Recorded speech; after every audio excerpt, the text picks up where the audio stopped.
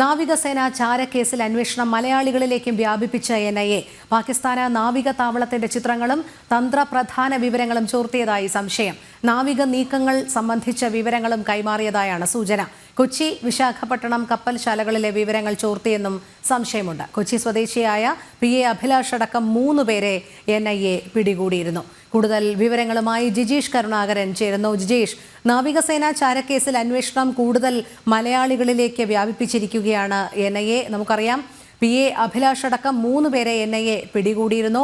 Honey trap അടക്കമുള്ള സംവിധാനങ്ങളിലൂടെയാണ് ഇവർ വിവരങ്ങൾ കൈമാറിയത് എന്നുള്ള സംശയവും ബലപ്പെടുന്നുണ്ട്. എന്തായാലും കൂടുതൽ വിശദാംശങ്ങൾ എങ്ങനെയാണ്?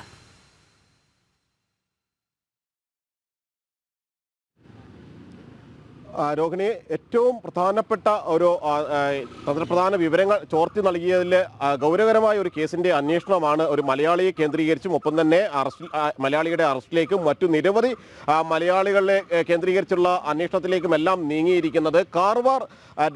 കാർവാറിലെ വിവരങ്ങൾ, തന്ത്രപ്രധാനപ്പെട്ട കേന്ദ്രങ്ങളുടെ വിവരങ്ങൾ ചോർത്തി നൽകുകയായിരുന്നു പാക് ചാരസംഘടനയായ ISIക്ക് എന്നാണ് ദേശീയ അന്വേഷണ ഏജൻസി കണ്ടെത്തിയിട്ടുള്ളത്.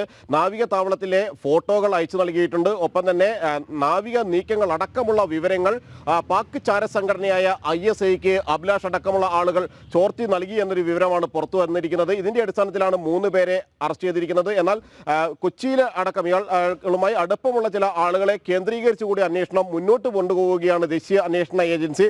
മറ്റു ചില ആളുകൾക്ക് കൂടി ഇതിൽ പങ്കാളിത്തമുണ്ട് എന്നൊരു സൂചനയാണ് NIAക്ക് ഇപ്പോൾ ലഭിച്ചിരിക്കുന്നത്. കാരണം നേരത്തെ അഭിലാഷിനൊപ്പം വിശാഖപട്ടണം ചാരപ്രവർത്തന കേസുമായി ബന്ധപ്പെട്ട് മറ്റു ചില ആളുകളെ ചോദ്യം ചെയ്തിരുന്നു. അഭിലാഷ് അടക്കമുള്ള ആളുകളെയായിരുന്നു അന്ന് ചോദ്യം ചെയ്തിരുന്നത്. അന്ന് ചില തെളിവുകളുടെ അഭാവത്തിൽ ചോദ്യം ചെയ്തതിന് ശേഷം, കസ്റ്റഡിയിൽ ചോദ്യം ചെയ്തതിന് ശേഷം വിട്ടയച്ചു.